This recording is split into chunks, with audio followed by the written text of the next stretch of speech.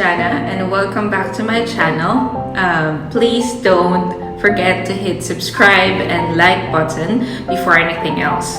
For today, I just wanted to share to you my experience going back home in the Philippines. So I'm currently a nurse in the United Kingdom and I have decided to go on a vacation to the Philippines. It's 2021 October.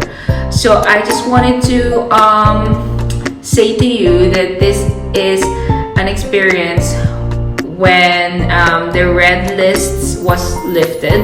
So wala nang red list ngayon, guys. Lifted na siya. So I think this is a new perspective to all those nurses who wanted to go home. So I just wanted to tell you as well that my airline is Cathay Pacific, and this is solely my entire experience to that kind of airline, and we transited to Hong Kong as well. So let us start. There are a few things that I have prepared before I went back to the Philippines. So since I did fly with Cathay Pacific, I specifically read their rules and regulations regarding COVID. So if you're gonna go with another airline, you must read their requirements and their regulations in relation to COVID, specifically if you are transiting in another country. It is also advisable that you call them before your flight. As for Cathay Pacific, they are actually relying to the government rules of those countries that they will be transiting from and your point of destination. So for example, I'm from UK, that's my point of origin, and then I will be my destination is in the Philippines. So they are relying their requirements to the Philippine guidelines. And if you are arriving, for example, in Hong Kong, then they will be relying on the government rules in relation to the requirements that you need to prepare before your flight. So Cathay Pacific did not require us with a PCR tests because the Philippines and Hong Kong are not requiring a PCR test because in Hong Kong we're just transiting, so they didn't require us a PCR test. And in the Philippines, you will be quarantined first before you get swabbed, as long as you are fully vaccinated and you can comply with the certificate that they need. So that's the first one. Choose your airline and study and read a lot with how they put their requirements together. And of course, if it's your personal choice, then that's okay as well. Second will be your passport. Your passport should be valid and not near expiration date. If you're having trouble with your passport, you can request the Embassy of London to give you an extension, and then you can renew it in the Philippines so that it will be easier for you to book an appointment. Because when I try to book an appointment, it's like a year after, so it's quite tricky to get an appointment in the Embassy of London. So when you're here in the Philippines, usually if you're an OFW, you are in the priority lane. So yep, your passport should be valid and not nearing expiration date. Third will be your registration to the Bureau of Quarantine, which can give you a QR code, which is the One Health Pass that you will use on the immigration checks. So sa London pa lang, guys, they're checking your QR codes already. This will serve as your health declaration because that will include your COVID vaccination information, your details, and your COVID status as well, and if you have been infected. So the QR code will be emailed to you by the BOQ, and you need to register like 3 days before your flight, so it is updated. Fourth will be your OWA membership registration renewal. So for those people who have expired OWA membership, you need to renew it, and you have to pay 1,280 plus pesos for it to be renewed. And it's really simple. You can just download the app and then you can just renew from there. And if it's not in the app, you can just have your relative to call the OWA and then let it process for you, and you can just pay. And that's really important because when you are an OFW, the hotel quarantine will be covered by the OWA membership, so you will not need to pay anything. So when you come here, your OWA membership should be active, so that you have a very smooth process in the hotel preparation. You don't want to spend a lot of money in your hotel quarantine just because your OR membership has expired. Fifth will be the registration to ESIF or the Red Cross, so that when you come here and you are in your quarantine, you are registered in Red Cross already, they can actually process your swab, because you are already registered. So don't wait around and ask to be registered. Just do it because it needs to be done before your flight as well. Although hindi naman siya hiningi sa immigration or sa flight or sa kahit saan, but preparation is the key so that you go home smoothly, right? So you need to register. I registered, I think 2 days before my flight, so it's all online, so you can register all your details there. So for the sixth requirement, it is OEC or Overseas Employment Certificate. It is not actually needed when I researched it. However, you will be needing it before you exit the Philippines or when you're coming back to the UK. So when you're going in the Philippines, or when you're going on your vacation, you won't need it yet.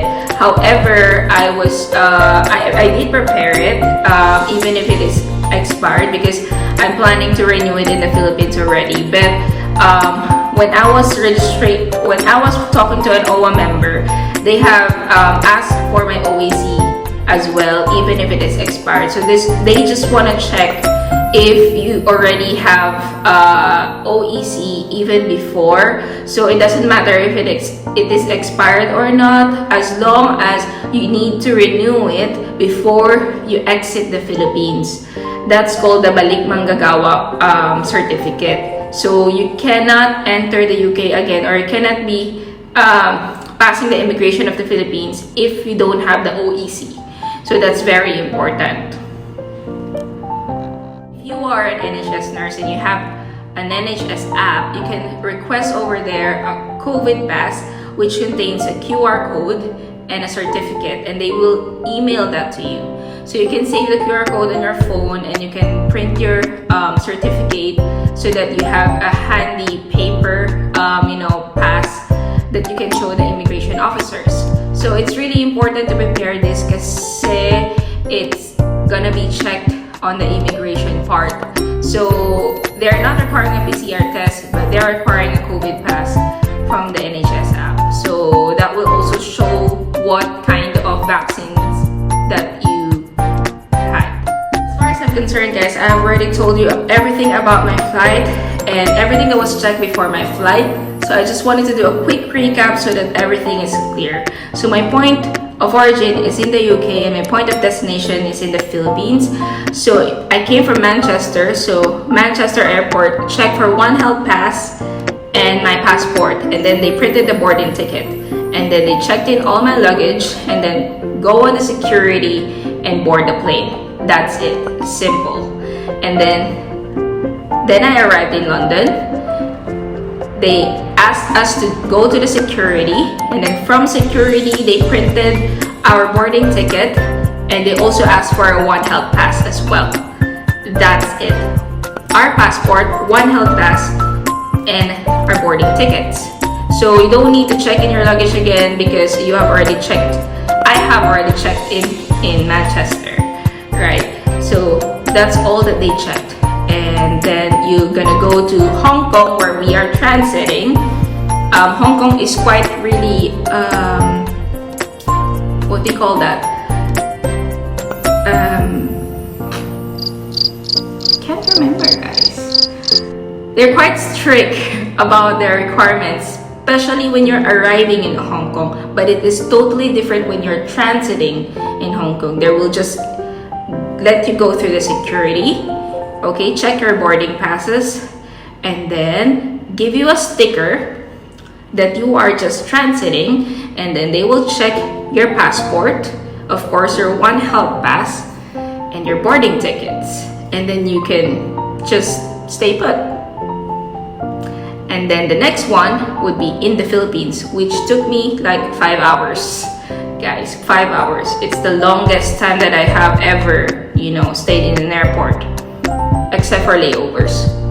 So in the Philippines, yay, you have arrived.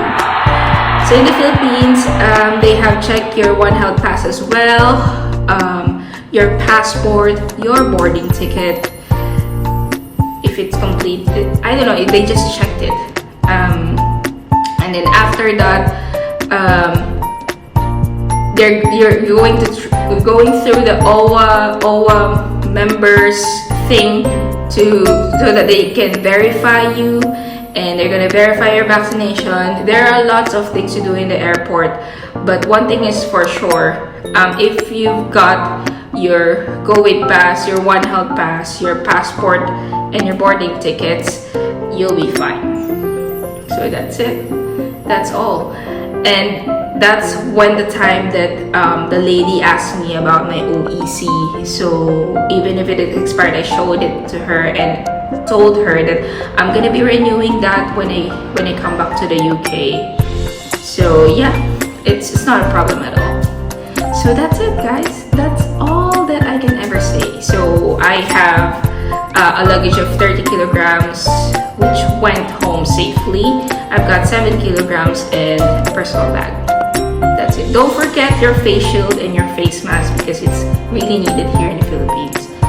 Thank you guys for watching, and I really hope that I did help you in your process going home back to the Philippines. So I just wanted to tell you that always read and always check every time, especially your airline and the policies and regulations in the certain destinations that you're going. So that's it. Please don't forget to hit the like button and the subscribe button for more information. And you can just drop your comments below if you have any questions. Thank you!